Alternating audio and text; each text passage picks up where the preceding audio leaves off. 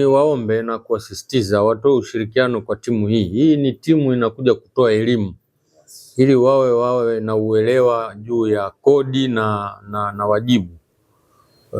Kwa hiyo timu hii isipokuta mtu, maana yake ni kwamba elimu hiyo haitawafikia. Kwa hiyo ni waombe wajitahidi kwa kadiri wanavyoweza kuhakikisha wanakuwepo kwenye maeneo yao ya biashara ili wapate elimu itakayowasaidia kufahamu shughuli za TRA kwa upana wake. Serikali imetengeneza mazingira rafiki sana baina yake na wadau wote wa maendeleo ikiwepo na walipa kodi. Kwa hiyo hakuna sababu ya kuogopana.